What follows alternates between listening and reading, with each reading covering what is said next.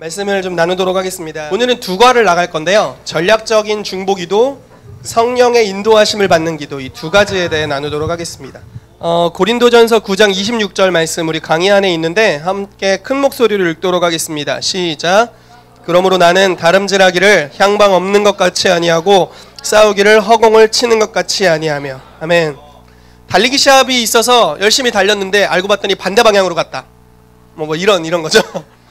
권투 경기를 했는데 갑자기 상대가 여기 있는데 여기서 막 이렇게 이렇게 치고 있다. 이런 게 이제 지금 이 말씀의 비유입니다. 나는 달릴 때 방향 없는 자 같이, 향방 없는 자 같이 아니하고 싸우기를 허공치는 것 같이 아니한다라고 말하고 있죠. 제가 극심한 방향치기 때문에 이 부분에 대해서 아주 공감을 합니다. 열심히 거의 과속을 할 만큼 빨리 달려서 좌회전으로 꺾었는데 그 길이 아니었습니다. 그런 경우가 한두 번이 아니었습니다. 네, 그런데 저는 굉장히 확신을 가지고 그 길을 많이 갈 때가 있어서 이런 경우가 이제 향방 없이 달리는 경우라고 볼 수 있겠죠. 저희가 중보기도 사역이나 영적 전쟁을 할 때 방향성이 분명하지 않으면 열매를 맺지 못하게 됩니다. 여러분들이 만약에 중보기도를 할 때 중보기도나 영적 전쟁, 중보기도가 영적 전쟁을 거의 항상 수반합니다. 그러니까 반격이 오는 건 어쩔 수 없는 거죠. 근데 여러분 한번 보십시오. 우리가 중보기도를 제대로 들어가게 되면 조만간 기도의 능력이 흘러가는 게 느껴질 겁니다.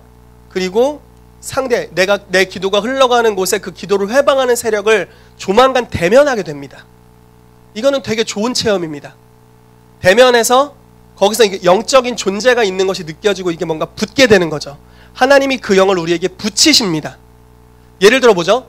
바울이 빌립보 성에 하나님의 음성을 듣고 갔습니다. 그래서 그곳에서 복음을 계속 전하고 누구지? 자주장사 루디아를 만나서 같이 기도하면서 또 복음 전하고 기도하고 복음 전하고 기도하고 복음 전하고를 반복하고 있었습니다.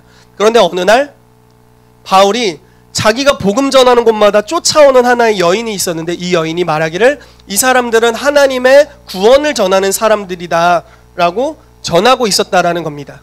그래서 알고 봤더니 이 여인이 점치는 여인이었고 그것이 그 지역의 스피릿과 관련이 있었던 것 같습니다. 바울이 복음을 전하는데 계속 이 여인이 거슬리는 거예요. 사실 이 여인이 하는 말이 나쁜 말은 아닙니다. 무슨 말을 했죠? 하나님의 종이고 하나님의 구원을 전하고 있다. 이 여인은 이 지역에서 유명한 유지 같은 사람이었을 겁니다. 권위가 있는 점쟁이였습니다. 그러니까 이런 사람이 지지해 주니까 바울과 실라가 전하는 복음이 더 지지를, 인간적인 마음으로는요 더 지지를 받았겠죠. 그런데 할수록 복음을 전하면 전할수록 바울이 이 여인이 괴로워지는 겁니다. 며칠 동안 괴로웠답니다. 그러다가 대면해서 쫓아내죠. 그리고 나서 영적 전쟁이 이제 귀신이 떠나가게 되고 바울이 갇혔다가 풀려나게 되면서 구원이 그 지경에 강력하게 퍼지게 되는 일이 있습니다. 우리가 중보기도와 영적 전쟁을 바른 방향으로 하고 있다면 영적 대면이 일어납니다. 즉 어둠이 우리 가운데 붙여집니다. 그래서 우리가 그 전쟁에서 승리하게 된다면 이제 실제적 돌파가 일어납니다. 열매가 톡톡 나타납니다. 뚜렷하게요. 그냥 기도 하나마나 이게 아니라 정말 가시적으로 열매가 너무 분명하고 뚜렷하게 나타나기 시작합니다. 우리의 기도의 방향이 잘 가고 있다면요. 그런데 만약에 여러분들이 막 기도를 열심히 하고 있는데 모르겠어. 뭐가 나타나는지. 성령님도 안 오시고 어둠도 대면을 안 해줘. 이해되세요? 왠지 기도하는데 왕따인 것 같아. 성령님도 뭔가 안 오시는 것 같고 어둠도 나에게 붙여지지 않는 것 같은, 뭔가 성령님 여기 계시고 어둠이 여기 나 혼자 일로 가는 것 같은 이상한 기분이 든다.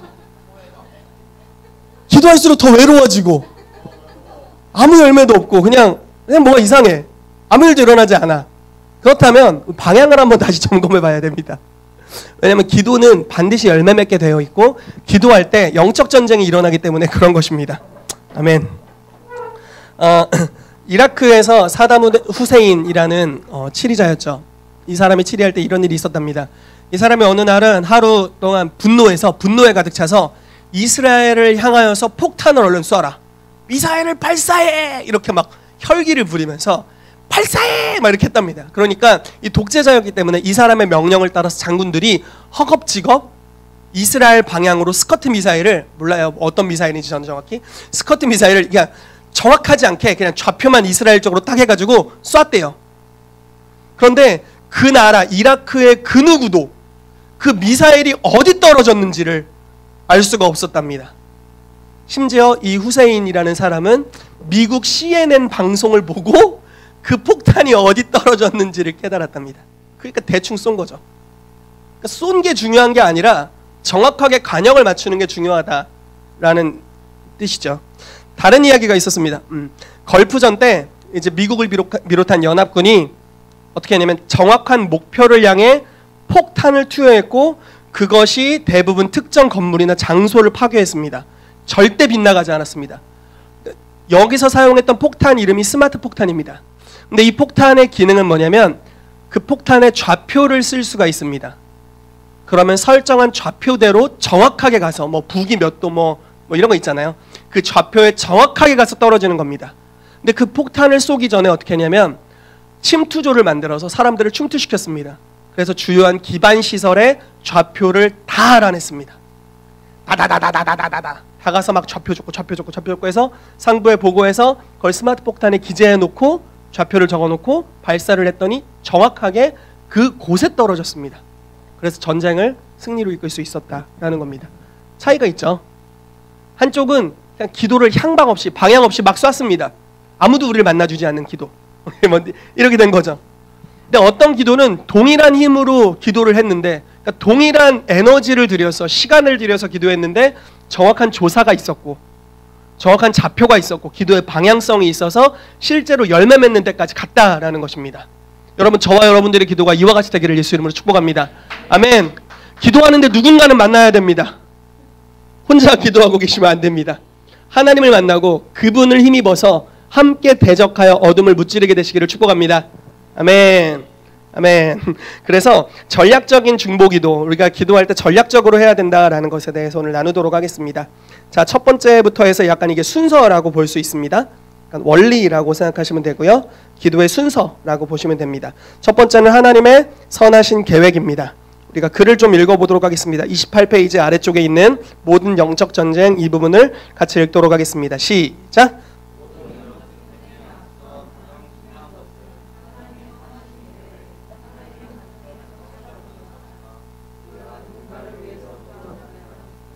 당면한 여러 문제 중심으로 기도하지 말아야 한다. 먼저 그 사람을 향하신 하나님의 선하신 계획, 그분의 마음으로부터 시작해야 한다. 이러한 관점은 우리를 제3의 영역으로 인도하여 하나님의 시각으로 보게 하고 그 나라로부터 오는 권위를 입게 한다. 아멘. 여러분 영적 전쟁할 때 기도할 때 문제 중심으로 기도하지 마십시오. 아멘. 아멘. 우리가 지금 미국과 중국이 회담하는 것을 기도해야 됩니다. 그런데 그 당면한 문제 중심으로 기도하지 마십시오. 아멘. 뭐 시진핑의 마음, 뭐 트럼프의 마음 이 중심으로 기도할 것이 아닙니다. 하나님의 계획이 그 가운데 무엇에 있는가 그것을 먼저 발견하고 그것을 위해 기도할 때 주님께서 그 나머지를 서서히 이끌어 가실 것입니다. 아멘. 여호수아도 사실은 동일한 문제에 빠졌습니다. 가나안 정복이라는 사명을 주님께서 여호수아에게 주셨고 이제 여호수아가 실제로 눈에 대적이 보입니다. 가나안 사람, 여기 여리고 사람, 어디 사람 정복해야 될 땅은 너무나 넓고 대적들은 너무나 우수해 보이고 자기들은 광야에서 40년 동안 굴르다 온 사람들 그리고 그 사람들은 거인들, 칼과 단창으로 무장한 사람들 자기들의 성을 가지고 성벽은 어마어마하게 견고했던 그리고 그들이 연합해서 이스라엘을 죽이고자 하는 이런 상황의 당면에 있었습니다. 현실적인 상황이 결코 좋지 않은 이런 상황이었죠. 이스라엘은 사실 군대가 아니었죠. 종이었다가 풀려나온 노예였다가 그냥 풀려나온 일반인들입니다. 그런데 그들이 이제 칼과 창을 쥐고 싸워야 되는 이런 상황이었던 겁니다. 그런 당면한 상황에서 하나님께서 여호수아를 보낼 때 이렇게 말씀하시는 거죠. 뭐 저 대적은 뭐 어떻고 이들은 이런 특징이 있고 이들은 이 부분이 약점이야 이런 걸 말씀하신 게 아니에요. 나는 너에게 가나안 땅을 주겠다. 네가 발바닥으로 밟으면 다 네 거요. 뭐 이렇게 충청도식은 아니겠지만 예 그렇게 말씀하셨고 그러므로 강하고 담대하라. 두려워하지 말라. 놀라지 말라. 뭐 이렇게 말씀하셨죠. 그래서 하나님의 말씀을 붙잡고 주의 율법을 주야로 묵상하고 기록한 대로 다 지켜 행하면 내가 너를 이끌어주고 모든 영역이 형통하게 할 것이다 라고 말씀해 주셨습니다. 하나님의 계획을 먼저 제3의 영역에 있는 계획을 알려주시고 그 계획 가운데 하나님의 선하신 계획에 의거해서 영적 전쟁을 시작한 거죠. 아멘이십니까? 아멘. 여러분들도 누구를 대상으로 또 지역을 대상으로 무엇을 대상으로 기도하기 시작할 때 보이는 상황으로부터 시작하지 않게 되시기를 축복합니다. 아멘. 이게 저희가 두 번째 시간에 나눴던 거죠. 우리의 전쟁터에 대해서 나눌 때. 1의 영역, 보이는 상황을 보고서 기도하는 것을 뛰어넘어야 됩니다. 영계를 보고서 느낄 수 있어요. 뭐 지금 사단의 영이 역사하고 있고 무슨 영이 역사하고 있고 느낄 수 있습니다. 이 기능은 아주 중요하고 필요합니다. 그렇지만 여기로부터 시작해서도 안 됩니다. 왜냐하면 제3의 영역에 완전한 계획이 있기 때문에 그렇습니다. 거기로부터 시작하고 제2의 영역을 정복하는 권세를 거기서 얻어야 됩니다. 아멘. 제3의 영역에서 권세를 얻어와야 됩니다. 그럼 제2의 영역을 다룰 수 있는 힘이 그제야 생깁니다. 그러면 어둠의 영이 역사하더라도 흔들리지 않을 수 있습니다. 우리의 주소와 우리의 시민권이 제3의 영역, 하늘에 있기 때문에 그런 줄로 믿습니다. 아멘. 여호수아가 그와 같이 싸운 것입니다. 그래서 하나님의 관점을 가지고 3의 영역에서부터 시작해서 영적 전쟁을 시작했습니다. 그래서 여러분들이 영적 전쟁하게 될 때도 하나님의 선하신 계획으로부터 시작하게 되시기를 축복합니다. 아멘. 자, 두 번째 보도록 할게요. 견고한 진입니다. 우리 에베소서 6장 12절 말씀 같이 읽겠습니다. 시작.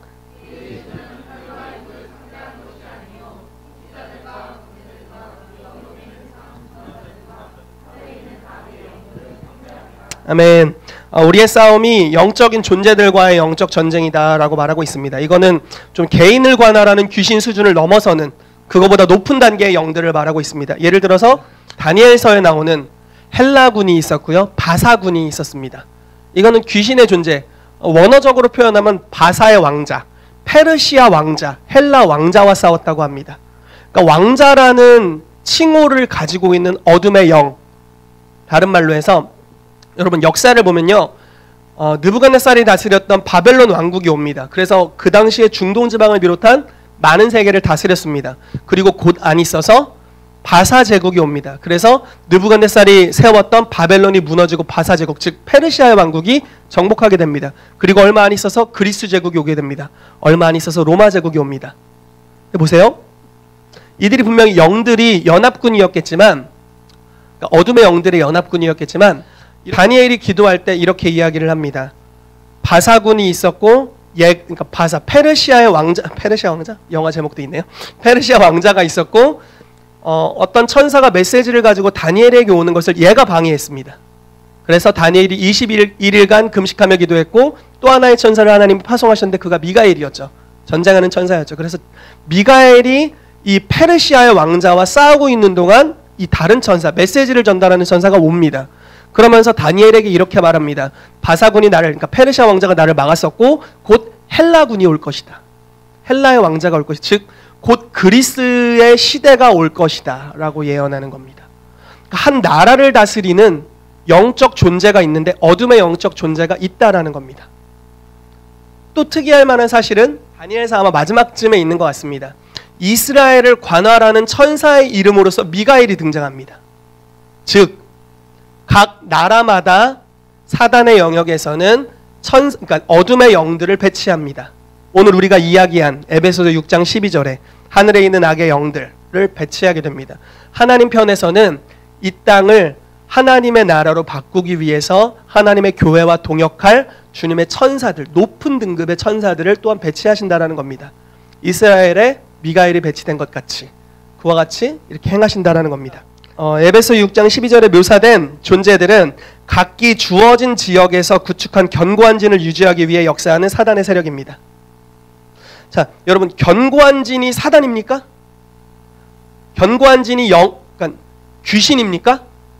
그건 아닙니다. 예, 정확하게 맞습니다. 견고한 진은 귀신은 아닙니다. 그러나 귀신의 영향력으로 말미암아 형성된 사고체계들의 연합, 사고체계들의 문화화한 것, 이렇게 볼 수 있습니다. 예를 들어 뭐가 있을 수 있을까요? 조선시대에는 유교가 이제 많이 있었죠. 그러면은 유교 하면은 생각나는 게 좀 장유서, 남존여비 뭐 이런 것들이 있죠. 사상이면서도 영입니다.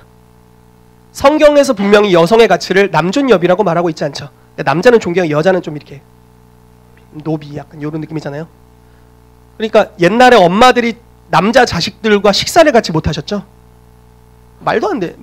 지금 생각하면 말도 안 되는 일이죠. 근데 이게 유교라는 이제 종교, 그리고 그 이면에 있었던 영의 세력으로 말미암아서 사람들의 가치 체계를 견고한 진으로 형성해서 어둠이 그 안에 역사하면서 도성을 만들어 놓고 자기가 이렇게 군림하고 있는 겁니다. 사람들의 마음을 이렇게 자극시켜주면서 여자는 별거 아니야. 이러면서 이제 이렇게 하면서 뭐 이렇게 한 거죠. 비성경적인 행동이죠. 보겠습니다. 고린도후서 4장 4절 말씀 같이 읽겠습니다. 시작. 그 중에 이 세상의 신이 믿지 아니하는 자들의 마음을 혼미하게 하여 그리스도의 영광의 복음의 광채가 비치지 못하게 함이니 그리스도는 하나님의 형상이니라. 아멘. 여러분 이 말씀을 한번 다시 한번 보시고 해석을 해볼게요. 예수님은 하나님의 형상입니다. 그리고 복음이 증거될 때 영광의 광채가 비춰집니다. 빛이 임하는 거죠. 그런데 만약에 빛이 임하게 되면 모든 사람은 깨닫게 되고 구원받을 수 있습니다. 그런데 지금 그것을 회방하는 세력이 있다는 겁니다. 여러분들이 복음 전할 때 어떤 경우는 이것이 제가 기다렸던 소식입니다. 전해주셔서 감사합니다. 제가 예수를 믿는데 무슨 부족함이 있습니까? 이런 경우들도 있겠고요. 때로는 그만 좀 얘기해. 지긋지긋해. 교회 왜 가라 그래. 이런 경우가 있겠죠. 만약에 그러니까 사단은 어떤 일을 하냐면 믿지 아니하는 자들의 마음을 혼미하게 한다라는 겁니다. 견고한 진을 형성해서 믿지 못하도록 만든다는 거예요. 그러나 견고한 진이 파쇄된다면 복음을 증거할 때 광채가 직접적으로 비춰지게 될 것이고 사람들이 회개하고 주님께로 돌아오게 될 거라는 겁니다. 아멘. 견고한 진이 있다라는 겁니다. 자, 고린도후서 10장 4절 5절 말씀 같이 읽어볼게요. 시작. 우리의 싸우는 무기는 육신에 속한 것이 아니요 모든 이론을 무너뜨리며 하나님 아는 것을 대적하여 높아진 것을 다 무너뜨리고 모든 생각을 사로잡아 그리스도에게 복종하게 하니. 아멘. 자, 이제 견고한 진에 대한 설명이 여기 있습니다. 견고한 진이 있습니다. 견고한 진은 귀신이 아니다라는 거죠. 귀신이 세력화하고 있는 사고체계의 성이라고 말할 수 있습니다. 견고한 진은 죄를 기반으로 형성됩니다. 어떤 경우는 상처를 기반으로 형성됩니다. 전쟁을 통한 피 흘림을 기반으로 형성됩니다. 여러 가지 형성의 어떤 근거들이 있습니다. 대부분 죄를 기반으로 형성된다라고 봅니다. 그래서 죄를 기반으로 형성돼서 사람들의 사고체계를 비성경적으로 만들어갑니다. 이로 인해서 혼미함이 찾아오게 되는데 이 혼미함이 복음의 광채를 받아들이지 못하게 하여 변화되지 못하게 만듭니다. 그러므로 변화를 위한 우리의 많은 기도가 이 견고한 진에 막혀서 이루어지지 않는 경우가 많이 있습니다. 기도를 열심히 하는데 직접적으로 주님 구원해주세요, 변화시켜주세요, 뭐 해주세요 하는데 이루어지지가 않는 거예요. 왜 안 이루어지지? 왜 안 이루어지지? 했더니 사단이 혼미케 하여서 깨닫지 못하게 하고 있습니다. 빛이 비추지 못하도록 막아서는 영역이 있는 겁니다. 복음을 전하고 전했더니 왜 자꾸 자기를 율법적으로 재촉하냐? 뭐 약간 믿지 않는 사람은 율법을 모르겠지만 어쨌든 뭐 이런 이야기를 하게 되는 겁니다. 왜 나를 자꾸 귀찮게 하냐? 힘들게 하냐? 좀 우리 좀 나도 너를 인정해 줄 테니 너도 그냥 너 삶을 살고 나도 내 삶을 살자. 이렇게 굉장히 평화롭고 약간 이런 느낌으로 가는 거죠.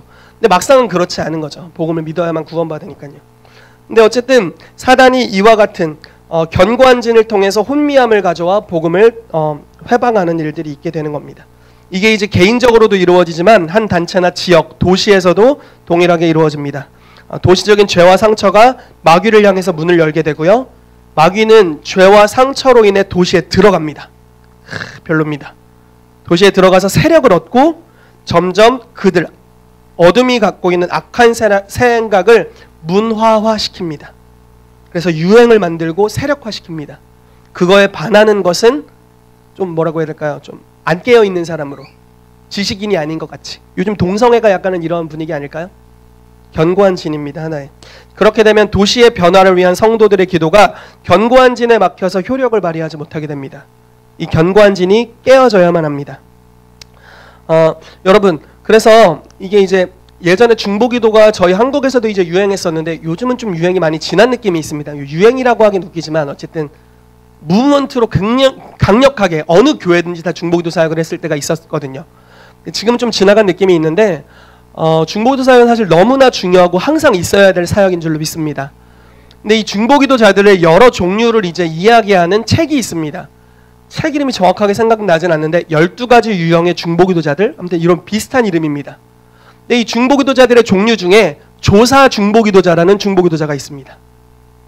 뭐 하는 사람이냐면요, 리서치하는 사람입니다. 견고한 진의 뿌리를 분별하는 사람들. 예를 들어 대전의 스피릿이 뭘까? 대전의 역사하는 하늘의 악한 영의 존재는 무엇일까? 이 영이 어떤 역사적 상처나 죄의 근거로 이 도시에 들어왔는가? 이런 거를 분별하는 겁니다. 대전을 구성하고 있는 사람은 초창기에 언제부터 사람들이 유입되었고, 대전에 있는 권위자 또는 국가의 권위자가 대전을 무엇이라고 지칭했는가? 이런 거를 조사하는 거죠. 그래서 역사적 뿌리들을 조사해서 견고한 진의 기둥이 되는 것들을 조사하는 겁니다. 왜냐하면 이 견고한 진의 뿌리를 알게 되면 이걸 너무나 다루기가 쉽습니다. 뿌리를 알지 못하면 다루기가 어려움이 있는 거죠. 제가 예전에 강의할 때 한번 텍사스에 있었던 동성애 촌을 이야기해드린 적이 있습니다. 동성애자들이 가득한 촌이었습니다. 이상하게 동성애자들이 그 마을이라고 해야 될까? 그 마을에 계속 모여드는 겁니다. 자기들끼리 공동체를 이루고. 조사 중보기도자들이 거기를 조사했습니다. 알고 봤더니 그 지역에 인디언들이 살았는데 그 인디언들이 전쟁하기 직전에 남성들끼리 동성애를 했습니다. 그것이 제사로서, 그것이 예배로서 자기들의 남성성을 강하게 하는 것으로서 믿었고, 그리고 나서 그러한 의식 다음에 실제로 악마적인 힘을 얻어서 다른 부족과 싸워서 승리했다고 합니다. 그러니까 그런 죄의 근거들이 있었고, 그럼으로 인해서 아직 견고한 진이 형성되어 있었던 거죠. 사람들이 유입될 때 그런 스피릿으로 물들기가 너무 좋았던 겁니다. 그 견고한 진이 깨어졌다고 제가 들었는데 어떻게 했을까요? 인디언들이 했던 죄에 대한 동일시 회개가 있었겠죠. 그래서 죄의 기둥들을 제거했습니다. 그리고 나서 그 견고한 진, 동성애의 영이 떠나가라고 명했더니 그제서야 떠나가는 겁니다. 네. 그리고 나서 이제 변화들이 도시 안에 일어났다고 합니다. 이런 식으로 조사 중보기도자들이 있고, 우리도 어느 정도 이러한 것들이 필요합니다. 자, 동일시 회개로 가보도록 하겠습니다. 느헤미야 1장 4절부터 7절 말씀 우리 같이 큰 목소리로 읽겠습니다. 시작!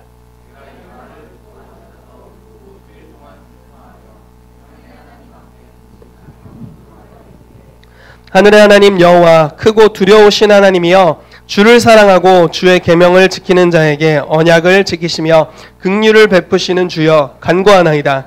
이제 종이 주의 종들인 이스라엘 자손을 위하여 주야로 기도하오며, 우리 이스라엘 자손이 주께 범죄한 죄들을 자복하오니 주는 귀를 기울이시며 눈을 여시사 종의 기도를 들으시옵소서. 나와 내 아버지의 집이 범죄하여 주를 향하여 크게 악을 행하여 주께서 주의 종 모세에게 명령하신 계명과 율례와 규례를 지키지 아니하였나이다. 아멘. 느헤미야는 예루살렘 성벽, 이스라엘 성벽이, 예루살렘 성벽이 회파되었다는 소식을 들었는데 이 회파된 이유와 목적에 대해서 알고 있었습니다. 왜 회파되었는가? 그래서 우리 조상의 죄 때문이다 라는 것을 알고 있었어요. 그래서 하나님의 도우심이 오지 못한다. 죄가 이것을 막고 있다. 견고한 진이 이것을 막고 있다. 그래서 느헤미야는 회개하기로 결정합니다. 그래서 우리가 알고 있는 동일시 회개라는 것을 합니다. 주님, 나와 내 아버지 집이 범죄했습니다. 제가 회개합니다. 용서해 주십시오라고 기도했습니다. 그리고 나서 얼마 안 있어서 이제 이 사람이 왕의 술 맡은 관원장이었거든요. 왕에게 술을 이렇게 따르면서 왕이 이야기를 하게 되죠. 그러면서 그 대화를 통해서 느헤미야가 예루살렘의 총독으로 파송됩니다. 자, 동일시 회개를 하고 나서 그 회개 기도가 하늘에 상달된 것 같습니다. 그리고 느헤미야가 얼마 안 있어서 예루살렘 성벽을 실제로 지을 수 있는 권세를 얻어가게 되는 겁니다. 아멘. 동일시 회개가 일어나게 될 때 죄의 문들이, 죄의 기둥들이 부서지게 됩니다. 그리고 그 도시 또는 그 사람, 그 영역을 세울 수 있는 합법적인 권세가 주어지게 되는 거죠. 동일시 회개가 굉장히 중요한 영역입니다. 자, 30페이지 맨 마지막 부분 그 단락을 한번 보겠습니다. 견고한 진은 사람이나 집단의 마음을 혼미케 하여 복음의 광채, 기도의 화살이 닿지 못하게 합니다. 하나님께서는 동일시 회개라는 놀라운 무기를 우리에게 주셨습니다. 죄는 견고한 진의 기둥과도 같습니다. 동일시 회개를 통해 죄가 용서받습니다. 한 개인이 죄를 고백하고 하나님의 용서를 받는 것 같이 한 집단이나 도시 또한 동일시 회개를 통해 하나님의 용서가 임합니다. 그러면 죄의 기둥들이 제거되고 기둥이 없으므로 견고한 진은 쉽게 무너지게 됩니다. 그러므로 동일시 회개 가운데로 가서 도시의 죄를 우리의 죄로 여기고 회개할 때 주님께서 도시의 죄를 용서하실 것입니다. 아멘. 아멘. 여러분들도 이 나라에 대해 이와 같이 하실 수 있습니다. 만약에 여러분들의 가정 가운데 자꾸 안 좋은 일이 일어나는데 그걸 막아달라고 기도하고 있는데 기도가 이루어지지 않아요. 안 좋은 일이 계속 일어나. 막아달라고 아무리 기도해도 기도가 안 이루어져요. 왜 그럴까요? 견고한 진이 있어서 그렇습니다.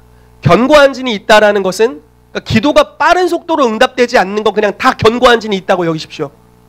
그럼 그 왜 견고한 진이 있는가라는 것은 항상 죄의 뿌리가 있습니다. 견고한 진이 생기게 된 원인, 뿌리가 있는 거죠. 죄가 있는 겁니다. 그 죄를 주님께 계시해 달라고 하시던가 아니면 여러분들이 조사하십시오. 역사를 연구하거나 여러분들이 뭐 집안을 연구하거나 그러면 죄의 뿌리들이 발견될 겁니다. 그것을 동일시 회개하게 될 때 기둥들이 무너지는 것과 같습니다. 그러면 이제 견고한 진이 쉽게 부서지게 됩니다. 이게 이제 전략적인 기도의 방법입니다.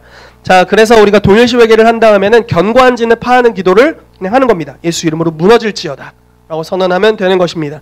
자, 고린도후서 10장 4절 5절 말씀을 읽고 이 부분 넘어가도록 하겠습니다. 같이 읽을게요. 시작. 우리의 싸우는 무기는 육신에 속한 것이 아니요 오직 어떤 견고한 진도 무너뜨리는 하나님의 능력이라. 모든 이론을 무너뜨리며 하나님 아는 것을 대적하여 높아진 것을 다 무너뜨리고 모든 생각을 사로잡아 그리스도에게 복종하게 하니. 아멘. 여러분, 견고한 진은 전능하지 않습니다. 믿으십니까? 우리에게는 견고한 진을 파하는 능력이 있습니다. 아멘. 바울은 이것을 가졌다고 믿었고 실제로 심지어 하나님을 아는 것을 대적하여 높아진 모든 것을 무너뜨리겠다라고 말합니다.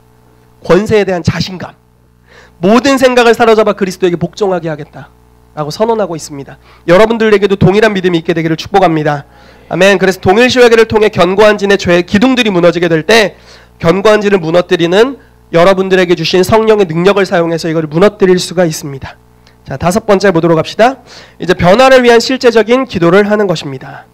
자, 견고한 진이 깨어져 나가면 이제 우리의 기도가 실제로 효력을 발휘하기 시작할 겁니다. 막 영향이 뭐가 발생할 겁니다. 뭐가 일어날 거예요. 하나님을 만나든지 어둠을 대면해서 부치심에 있든지 이런 일들이 있게 될 겁니다. 이때 우리는 성령의 인도하심을 따라서 제사장, 선지자, 왕의 위치에서 여러 가지 기도의 제목을 가지고 또 기도의 형태를 따라 기도할 수 있습니다. 그렇게 할 때 실제적인 변화들이 감지되기 시작할 것입니다.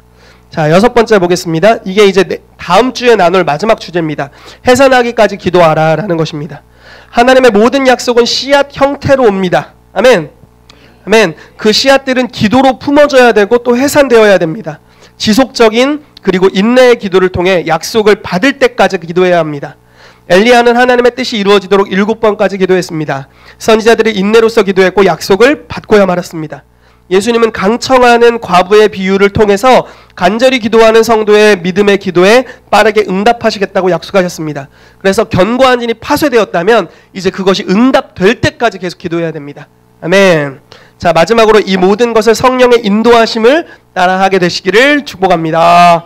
아멘. 자, 성령의 인도하심을 받는 기도에 대해서 나누도록 하겠습니다. 여러분, 우리가 이제 기도의 전략을 이제 여러분이 뭐 교회에 다닌지 이제 뭐 진짜 믿음 생활을 제대로 하고 말씀을 공부하며 다닌 지 한 10년이 넘었다고 쳐봅시다. 이제 영적 생활의 원리도 알고 어떻게 해야 이제 성령의 세례를 받는지도 알겠고 어떻게 기도해야 되는지도 알겠고 이제 전략적인 중보기도를 어떻게 해야 되는지 뭐 1, 2, 3, 4, 5, 6, 7까지 오늘 가르쳤지만 막 10번, 20번까지 알고 있고 막 1번도 1-1, 1-2, 1-3 막 이렇게 1-7까지 딱 알고 있고 막 이렇게 막 디테일하게 알고 있어요. 모든 원리를 다 알고 있다고 하더라도 우리가 따라야 될 것은 성령의 인도라는 것입니다. 자, 기도의 전략을 가지고 있고 여러 가지 기도 방법을 알고 있다 하더라도 성령님의 도우심이 없다면 우리의 기도는 능력 없는 기도가 될 겁니다. 아멘입니다. 성령님 없으면 안 됩니다. 함께 하십시오. 중보기도 사역에 있어서 성령의 인도하심이 반드시 필요합니다. 사실은 이게 전부입니다. 우리가 때로는 영적인 무언가를 많이 알아서 좀 교만해질 수가 있습니다. 지식은 교만하게 하니까요. 근데 막 교만해지면은 갑자기 하나님께서 아무것도 알지 못하는 어린아이 하나를 성령의 인도하심으로 세우셔서 우리가 10년 기도해도 이루어지지 않던 걸 아기가 이루어주세요 라고 기도했는데 바로 이루어지는 이런 역사들도 있는 거죠. 네, 젖먹이와 어린아이의 입술에 권능을 세우셔서 원수와 보수자로 잠잠케 하는 일들이 있습니다. 여러분, 시온이가 지금 저기서 핸드폰을 보고 있지만 언제 저기서 기도가 터져나올 줄 모릅니다. 우리가 막 합심하면 기도하고 영적 원리를 적용해도 아무것도 이루어지지 않는 기도 갑자기 이렇게 하다가 예수님 이루어주세요 한마디 했는데 연계가 갑자기 돌파되고 막 하늘이 열리는 역사가 일어날 수도 있는 거죠. 아무튼 뭐 세상 일 모르는 겁니다. 주권은 하나님께 있습니다. 중보기도 사역에 성령의 인도하심이 반드시 필요합니다. 이것이 전부입니다. 우리가 성령님의 도우심을 받아 중보기도 사역을 하기보단 성령님께서는 우리를 사용하셔서 그분의 중보 사역을 하십니다. 이게 굉장히 중요한 원리입니다. 우리가 성령님의 도우심을 받아 중보 사역을 하는 게 아닙니다. 성령님이 우리를 사용하셔서 본인의 중보기도 사역을 하는 겁니다. 정말 다릅니다. 우리는 만약에 우리가 성령님의 도우심을 받는다면 우리는 주님의 능력을 조금 가져다가 우리가 막 장품 쏘고 그럴 겁니다. 야! 받아라! 어둠아 받아라! 쓰러져라! 이렇게 할 겁니다. 그런데 만약에 성령님의 중보기도 사역에 우리가 탑승한다면 이건 수준이 달라집니다. 완전 수준이 다른 수준으로 갑니다. 국가를 변화시킬 수 있는, 창조를 일으킬 수 있는 정도의 수준입니다. 성령님 수준이 그 정도가 되시니까요. 아멘. 그렇게 하게 되기를 예수 이름으로 축복합니다. 아멘. 자, 우리의 모든 은사와 지식, 계시는 다 성령님의 손에 무기와 같이 들려져서 그분이 적재적소에 휘두르셔야 합니다. 아멘. 그러므로 성령님의 인도하심을 받는 법을 익혀야 합니다. 성령님의 임재 안에 거하고 그분의 음성을 듣고 그분이 우리를 향하여 가지신 선하신 계획을 발견하고 그분의 인도하심을 따라 그 계획 가운데 나아가는 여정을 경험해야 될 줄로 믿습니다. 아멘. 그래서 성령님의 인도하심을 받는 것에 대해서 좀 잠시 나누고 소그룹을 하도록 하겠습니다. 자기를 사랑하는 자들을 위하여 예비하신 모든 것을 우리가 성령님을 통하여 알 수가 있습니다. 말씀이 좀 길지만 읽어볼게요. 고린도전서 2장 9절에서 16절 말씀인데 저랑 교독하겠습니다. 제가 기록된 바 하나님이 자기를 사랑하는 자들을 위하여 예비하신 모든 것은 눈으로 보지 못하고 귀로 듣지 못하고 사람의 마음으로 생각하지도 못하였다 함과 같으니라.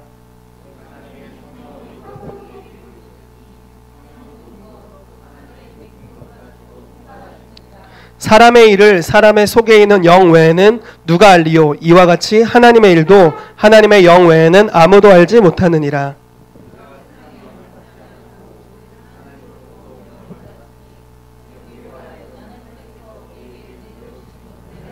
아멘.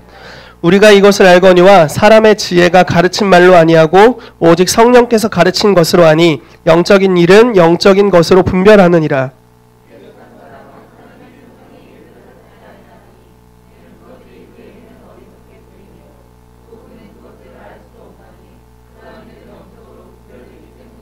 신령한 자는 모든 것을 판단하나 자기는 아무에게도 판단을 받지 아니하느니라.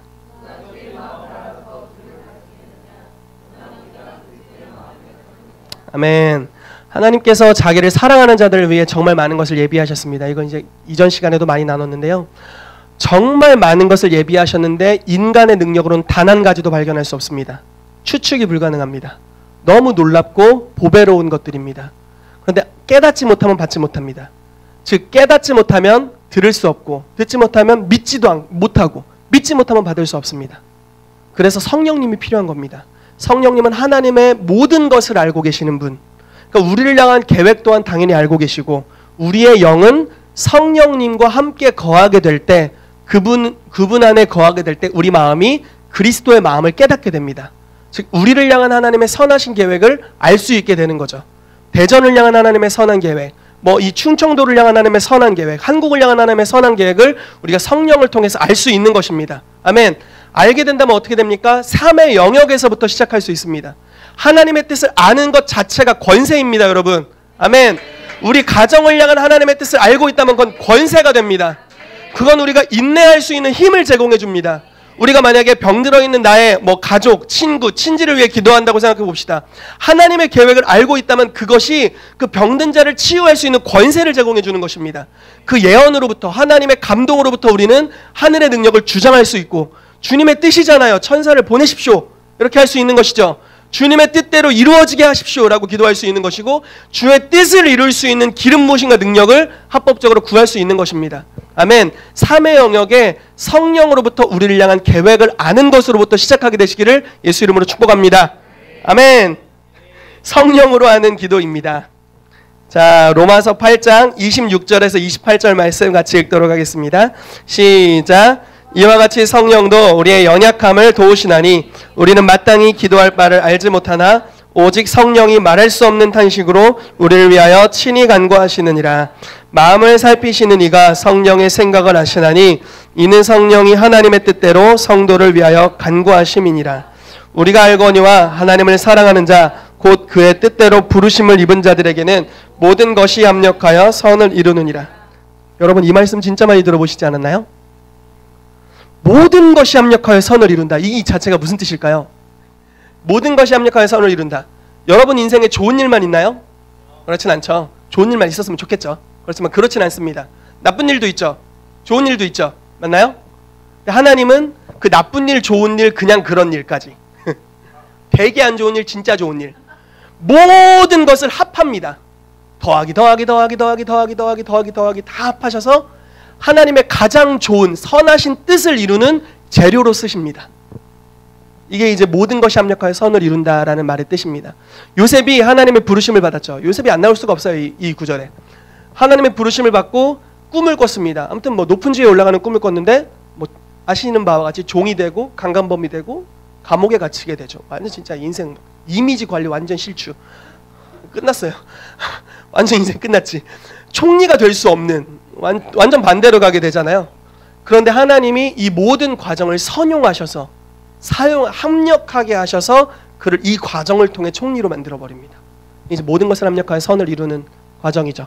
우리의 삶에 좋은 일, 나쁜 일, 뭐 여러 가지 일들이 있습니다. 그런데 하나님을 사랑하는 자, 그의 뜻대로 부르심 받은 자들에게는 이 모든 것이 합력하여 선을 이룹니다. 아멘. 제가 21살 때 음성을 듣는 능력이 좀 약했습니다. 그래서 제 아내를 만나야겠다는 음성을 들었는데 분별에 대한 진리를 알지 못했습니다. 하나님의 음성을 분별해야 된다는 것을 알지 못하고 너와 결혼할 사람이다라는 음성을 들었습니다. 그것이 합력하여 오늘 우리의 결혼관계를 만들어냈죠. 네. 그때는 모르는 게 다행이었습니다. 제 아내는 저보다 더 극단적이었습니다. 그 예언은 운명이라고 믿고 있었습니다. 이미 헤어지기에는 너무 오래 있어가지고 그 지식을 알았을 때는 너무 깊어진 관계였어요. 이 헤어지면 막 눈물 콧물 다 나올 정도 관계여서 헤어질 수가 없었습니다. 네. 아무튼 모든 것이 합력하여 선을 이룬다 이것입니다. 성령님과 함께 기도하기 보겠습니다. 성경에 성령님을 돕는 분이라고 묘사하고 있죠. 기도 생활을 돕고 계시는 분이십니다. 자, 28절 앞부분을 한번 볼까요? 28절 앞부분. 우리가 알거니와 이렇게 나오죠. 근데 영어 성경, 원어 성경 이럴 때 우리가 알거니와 이렇게 안 나옵니다. 여기 그리고라는 게 붙습니다. 그러므로, 뭐 그리고 이런 어떤 연결어가 붙습니다. 그러니까 무슨 말이냐면요. 우리가 알거니와 하나님을 사랑하는 자 곧 그의 뜻대로 부르심을 입은 자들에게 모든 것이 합력하여 선을 이룬다. 모든 것이 합력하여 선을 이루기 전에 조건이 나온다는 겁니다. 모든 것이 합력하여 선을 이루려면 누군가 뭘 해줘야 된다라는 겁니다. 근데 그게 뭐냐면 성령이 하나님의 뜻대로 성도를 위하여 간구하심이니라. 성령이 간구하시기 때문에 우리의 삶의 모든 것은 합력하여 선을 이루게 될 것이다 라고 말하는 겁니다. 성령이 간구하시지 않는다면 나쁜 일은 나쁜 일이었습니다. 그걸로 끝입니다. 좋은 일도 그냥 좋은 일이었습니다. 하나님의 선한 뜻은 이루어지지 않습니다. 성령이 간구하신다면 나쁜 일은 어느 날 재료가 되어 우리에게 좋은 일로 돌아올 것입니다. 아멘. 가장 좋은 일로 돌아오게 될 것이다 라는 겁니다. 다시 말해 그리스도의 삶 속에서, 이게 어딘지 아시나요? 그리스도의 삶 속에서 특정한 조건이 충족되지 않으면 모든 것이 합력하여 선을 이루지 못한다는 것입니다. 모든 것은 우리의 유익을 위해 합력하여 선을 이룰 수 있고 하나님의 뜻은 모든 것이 우리의 유익을 위해 합력하여 선을 이루는 것입니다. 그러나 그것은 저절로 되는 것이 아닙니다. 모든 것이 합력하여 선을 이루는 게 저절로 이루어지지 않습니다. 거기에는 우리가 담당해야 할 역할이 있습니다. 그것은 26, 27절의 조건을 충족되게 하는 것입니다. 자, 성령이 말할 수 없는 탄식으로 우리를 위하여 친히 간구하실 때 모든 것이 합력하여 선을 이루게 됩니다. 우리가 이 단어만 그냥 이 글자만 보면 이런 느낌입니다. 성령님이 기도해 주시니까 우리가 아무것도 안 해도 모든 것이 합력하여 선을 이룰 거야. 이렇게 해석되기가 쉽잖아요. 근데 뒤에 가서 우리가 이 번역을 자세히 보면요. 성령이 우리의 연약함을 도우신다라고 말할 때 이 도우심은 함께 대적하여 붙잡다라는 뜻입니다. 돕다라는 게 성령이 도우시는데 내가 널 위해 기도해 줄게. 너 그냥 힘들어도 가만히 있어. 이게 아닙니다. 네가 나와 함께 한다면, 네가 나와 함께 기도한다면 내가 너의 모든 상황을 합력하여 선을 이루게 할 것이야 라고 말씀하고 있는 거죠. 그러니까 네가 성령 안에서 기도하고 성령으로 기도하고 성령의 말할 수 없는 탄식의 기도 가운데 네가 동참해서 성령님의 기도를 하게 될 때 이제 너의 삶에는 모든 것이 합력하여 선을 이루게 될 것이다 라고 말씀하는 겁니다. 아멘. 성령으로 기도하는 것이 기도의 결과를 가져온다고 말하고 있습니다. 여러분 성령으로 기도하는 것은 방언만을 의미하지는 않습니다. 뭐 여러 가지가 있을 수 있겠죠. 임재 안에서 하는 모든 기도를 일컬을 수 있는데요. 방언을 빼먹을 수는 없습니다. 여러분 그래서 방언으로 더 많은 시간 기도하게 되시기를 축복합니다. 아멘. 이렇게 성령으로 기도하는 것은 아주 주된 방법입니다. 자, 마땅히 기도할 바를 알지 못하는 연약함. 연약해요. 살펴보도록 하죠. 자, 성령님 우리의 연약함을 도우십니다. 우리의 연약함은 어떤 것이냐면 어떻게 기도해야 될지 모른다라는 겁니다. 자, 연약함이라는 단어, 헬라어 단어가 아스테네니아인데 문자적으로는 능력이나 힘이 없다, 결실을 맺을 능력이 없다라는 뜻을 가집니다. 우리 기도 생활에서 자주 이런 상황을 당면하게 됩니다. 아까 말씀드렸죠. 기도했는데 무력하고 결실이 없는 경우가 많이 있습니다. 그 이유 중에 하나는 기도의 포인트를 모르는 겁니다. 뭐를 기도해야, 어디부터 기도해야 될지, 뭐부터 기도해야 될지를 전혀 모르는 겁니다. 그래서 마땅히 기도할 바를 알지 못하는 것이 이제 이게 아주 중요한 연약함의 초점이라고 볼 수 있는 것이죠. 자, 마땅히라는 단어가 대단히 중요한 단어인데요. 이 단어는 데이라는 단어입니다. 법률적인 용어고 반드시 필요하거나 합당한 적절한 것을 의미합니다. 그것은 반드시 해야 하는 것 또는 어떤 사람에게 법률적인 구속력이 있는 것을 의미합니다. 자, 누가복음 13장 16절을 보면 제가 읽어드릴게요. 18해 동안 사탄에게 매임받은 이 아브라함의 딸을 안식일에 이 매임에서 푸는 것이 합당하지 마땅하지 아니하냐. 이렇게 지금 예수님이 선언하고 계십니다. 이게 마땅하다라는 단어를 가리키고 있습니다. 예를 들어 볼게요, 여러분. 한 여인이 있습니다. 이 여인은 아브라함의 딸입니다. 언약상으로, 즉 법적으로 이 사람은 아파서 안 됩니다.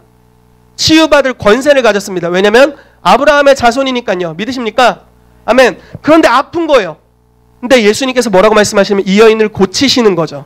그것도 안식일에 병 고치면 얘네가 난리 필 걸 알면도 불구하고 고치셔놓고 이제 그거에 대해 말씀하시면서 이 딸은 마땅히 고침받아 마땅하다. 왜냐하면 아브라함의 딸이기 때문이다. 마땅하다라는 것은 법률적 구속력이 있는 뜻입니다. 나는 이 여인을 고쳐야만 해. 왜냐하면 나는 아브라함의 복을 이루기 위해서 왔고 이 여인은 아브라함의 딸이야 라고 말씀하시는 것입니다. 이게 이제 마땅이라는 데이라는 단어의 뜻이라고 볼 수 있습니다. 자, 이제 다시 좀 로마서 8장 26절로 돌아가 봅시다. 주님은 우리가 주어진 상황에서 마땅히 이루어져야 할 일을 다 알지도 못한다고 말씀하십니다. 우리는 반드시 되어야 할 일 또는 마땅히 되어야 할 일을 다 알지는 못합니다. 우리는 가끔씩 주님, 그 사람이나 그 상황을 위해 어떻게 기도해야 합니까? 어떤 일이 이루어져야 됩니까? 라고 삶의 영역에 관한 것을 묻는 기도를 합니다. 이런 상황에서 우리는 어떻게 해야 하는가? 그때가 바로 성령께서 우리를 돕기를 원하시는 때입니다. 우리가 기도할 때 그분께서 우리를 인도하셔서 우리가 처한 상황에 대해 뭔가를 계시해 주시거나 혹은 성경 말씀을 기억나게 하셔서 그 말씀을 가지고 기도할 수 있도록 해주실 것입니다. 그분이 분명히 우리의 기도의 능력을 부여하셔서 우리를 도와주실 것입니다. 저희가 이제 대화식 기도를 처음 소그룹으로 했을 때 기도 주제가 대통령 대선이었습니다. 사실 저희 나라 대선 지금 어떻게 돌아가는지도 모르겠고 막 마음이 복잡해집니다. 요즘 페이스북을 보기가 마음이 힘듭니다. 무섭습니다. 정보가 어려운 소식들이 많이 올라와서 굉장히 마음이 힘듭니다. 근데 이제 그 대선을 위해 기도하는 시간에 저희가 제3의 영역에서 하나님의 음성을 듣자라고 이야기를 했습니다. 그랬더니 긍정적인 하나님의 계획에 대한 소리들이 계속 각 소그룹에서 있는 것들을 제가 봤고요.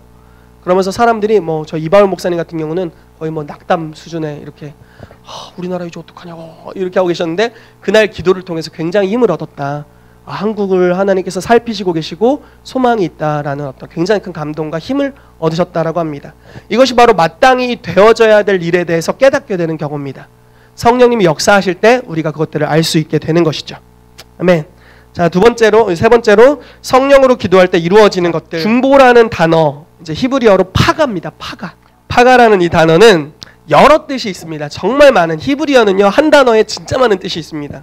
네, 이 단어의 뜻 중에 하나는 우연히 마주치다, 우연하게 발견되다라는 개념이 있습니다. 자, 야곱이 에서에게서 장자권을 빼앗은 후 도망을 칩니다. 하루 종일 여행을 하다가 야곱은 해가 저물었기 때문에 밤을 지새울 곳이 필요했습니다. 11절에 보니까 그가 특정한 장소를 우연히 발견했답니다. 자, 파가 발견했습니다. 우연히 발견했습니다. 그래서 거기서 밤샜습니다. 잠을 잔 거죠. 근데 그곳이 알고 봤더니 베델이었습니다. 하나님의 집. 근데 나중에 여러분 창세기를 쭉 읽으시다 보면은 베델이 야곱에게 있어서는 굉장히 특별한 장소였습니다. 이 사람은 어려운 일이 있을 때마다 베델의 하나님을 불렀고요. 실제로 베델로 가서 하나님을 만났습니다. 아주 중요한 특정할 수 있는 장소인데 그 장소를 찾아간 게 아니라 우연히 가다 보니까 베델이었습니다. 이게 바로 파가의 의미입니다. 우리가 어떻게 기도할지 몰라. 어떻게 기도해야 돼? 방언으로 호 이렇게 하면 성령 안에서 임재를 구하면서 이렇게 막 기도합니다. 뭔 기도를 하는지도 모르고 기도하는데 어느 순간 계시가 오는 겁니다. 기도의 방향성을 잡기 시작하는 겁니다. 어떻게 기도해야 될지에 대한 돌파구가 임하기 시작하는 거죠. 그래서 우리가 정확한 기도를 하게 되는 것입니다. 중보라는 단어 파가의 또 다른 의미는 정곡을 찌르다 할 때 그 정곡이라는 의미가 있습니다. 즉 우리가 성령으로 기도하게 되면요, 우연히 인도함을 받아 정곡을 찌르게 될 겁니다. 아멘. 여러분들이 소그룹을 하게 될 때 이제 엘리하우스에서 지금 기도 모임도 인도하고 상담자로 피상담자로 이렇게 하는 친구들도 있다고 제가 알고 있어요. 여러분들이 누구를 만약에 상담해야 된다면 어떻게 해야 될지 내 지식으로는 답이 안 나오는 거예요. 그러면 성령님을 의지하십시오. 그분이 도우실 겁니다. 어떻게 상담해야 될지 우연히 가다가 어느 순간 정곡을 찌르게 될 겁니다. 여러분들이 중보기도를 할 때 주님의 영을 쫓아가면은 그 목적지에 정확하게 도착하게 될 줄로 믿습니다. 아멘. 자, 함께 대적하여 붙잡다. 아까 말씀드린 그 돕다라는 단어입니다. 자, 성령께서 우리의 중보기도를 도우시는 또 다른 놀라운 방법이 돕다라는 말의 의미 속에 숨겨져 있습니다. 자, 돕다라는 말의 헬라어는 아주 힘듭니다. 순안티 람바노마이. 이 단어는 세 단어로 이루어진 합성어인데 순이라는 단어는 함께, 안티크라이스트 이런 게 있죠. 안티, 대적하여를 뜻하고요. 람바노, 붙잡다입니다. 자, 순안티 람바노 마이 이렇게 되는데요. 그러니까 무슨 뜻이냐면 함께 대적하여 붙잡다라는 겁니다. 성령이 우리의 연약함을 도우시는데 어떤 방식으로 도우시냐? 우리와 함께 어둠을 대적하여서 붙잡을 겁니다. 주님이 붙잡으면 끝내주는 거죠. 자, 성령님은 우리를 도우십니다. 이 돕다는 의미는 함께 대적하여 붙잡는 것입니다. 성령의 탄식하시는 기도는 그분 혼자만의 단독 행동이 아닙니다. 이 기도는 중보기도자와 함께하는 기도입니다. 중보기도자가 성령으로 기도할 때 주님께서는 중보기도자를 도우십니다. 중보기도자와 함께 대적하여 붙잡고 우연을 가장한 필연으로 우리를 마땅히 구해야 할 것을 구하게 하실 것입니다. 그리고 그 모든 결과는 합력하여 선을 이루게 되는 것입니다. 아멘. 자, 여러분 하나의 간증을 좀 하겠습니다. 제가 21살 때, 22살, 23살까지 공익근무 요원이라는 위대한 직책을 받았습니다. 저는 대전광역시 중구보건소에 근무를 하였습니다. 저의 일은 방역 기계를 가지고 또는 방역 수레를 끌고 온 중구 지역을 실제로 발로 밟으며 땅을 밟으며 돌아다니면서 약을 치는 일을 했습니다. 예, 소독 엄청 했습니다. 초등학교 같은 데 들어와서 엄청 소독하고요. 실제로 효력이 있는 약이 있습니다. 이거 맞으면 벌레는 바로 죽어버리는 그런 약을 뿌리고 다녔는데요.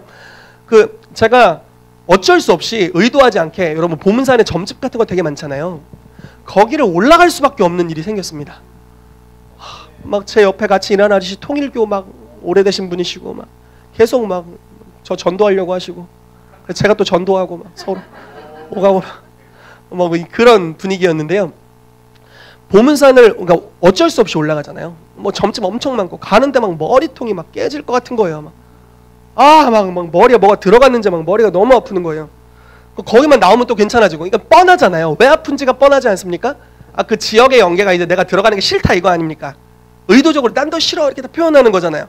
그래서 나도 너희가 싫은데 나 공익근무 요원이야 이렇게 이제 하는 거죠. 어쩔 수 없어 이렇게 하는데, 제가 예전에 뭘 배웠냐면 영적 전쟁, 지역적인 영적 전쟁은 연합하여 해야 된다. 혼자 하다 잘못하면 죽는다. 이런, 실제로 누가 죽었다. 이런 이제 공부를 제가 그 당시에 중보기도를 아주 푹 빠져서 공부하고 있을 때여서 아주 책을, 그 당시에 나오는 중보기도 책을 거의 돈 없으면 가서 보고 오고 그랬습니다. 주여 죄송합니다. 네. 아무튼 그랬었는데, 연합을 어떻게 해요? 전 맨날 올라가야 되는데 통일교 아저씨랑 연합할 수도 없고 난감한 상황이죠. 그래서 기도하면서 주님 내 머리만 지켜주십시오. 영적 전쟁은 됐고요. 이러면서 매일 걸어가는데, 하루는 엘리야는 왜 혼자 있지? 이런 생각이, 성경에서 예외가 되는 구절을 발견한 거죠. 엘리야는 혼자 갔네. 이런, 물론 연합할 때 훨씬 강합니다. 그래서 그 구절이 딱 떠올랐습니다. 에이씨, 혼자 해도 되는 거였어? 하고서 이제 그날부터 약을 대적하면서 주 예수 이름으로 벌레와 같이 떠나라. 그러면서 물론 이제 제가 생각할 때는 뭐 얼마만큼 영향이 있으려는 모르겠습니다. 적어도 제가 눌리는 일은 없었습니다. 그러니까 뭔가 이게 뭐 간증도 아닌 간증인데요. 그러니까 원리를 아는 거 되게 중요합니다. 뭐 7가지 원리, 뭐 10가지 원리, 뭐 기도의 원칙들, 뭐 여러 가지가 있습니다. 또 그것이 여러분들의 안전망이 돼줄 겁니다. 그런데 여러분 생각해야 될 게 우리는 역사의 한때를 살아갑니다. 만약에 도시를 중보하는 입장에서 보면요. 그러나 하나님은 알파와 오메가 되셔서 처음과 나중 끝을 다 아십니다. 과거에 어떤 일이 있었고 선조들이 무슨 기도를 했는지를 다 알고 계시죠. 우리는 도시를 중보한다라고 결단한다면 아마 1번부터 시작할 겁니다. 선하신 계획, 견고한 진의 무엇인지에 대한 분별, 죄에 대한 분별과 동일시 회개, 그리고 견고한 진을 파하는 기도 이렇게 나갈 겁니다. 그런데 성령님이 도시를 중보하려고 하는데 갑자기 견고한 진을 파하는 기도를 해라 이렇게 갈 수도 있는 겁니다. 주님 순서 모르세요? 지식이 없어요? 이렇게 하면 안 됩니다. 이해되세요? 우리 교회 아닌 딴 교회가 그거 한 겁니다. 이해되시죠? 성령께서는 진행하시는 순서가 있고 그분이 총괄해 가십니다. 여러분 이게 굉장히 중요한 진리입니다. 원리를 아는 거 너무 중요한데요. 성령의 인도하심을 회방할 만큼 알지는 마십시오. 아멘. 성령님이 짱입니다. 예수님이 원리를 모르신 분이 아니시잖아요. 아멘이시죠? 예수님은 성경 자체신데요. 하나님의 말씀이신데 근데 그분은 원리를 따라 사역하지 않았습니다. 성령의 인도하심을 따라 사역했죠. 굉장히 중요한 부분입니다. 우리는 하나님의 말씀의 삶을 살아야 됩니다. 그런데 원리를 따라 사는 건 아닙니다. 알고 계십시오. 그리고 무기로 장착하고 계십시오. 지식을 갖고 있어야 됩니다. 그렇지만 성령께서 그걸 하라고 할 때 그게 전곡을 찌르게 될 겁니다. 아멘. 오늘 모든 것이 합력하여 선을 이루게 될 겁니다. 아멘. 우리는 그분의 부분이고 그분의 전쟁에 우리가 참석하는 것입니다. 아멘. 우리가 다 할 필요가 없어요. 우리는 그분이 시키시는 지금 그 일을 하게 되면 하나님의 싸움에 동참하는 줄로 믿습니다. 그럼 그분이 우리에게 승리를 주실 것입니다. 아멘.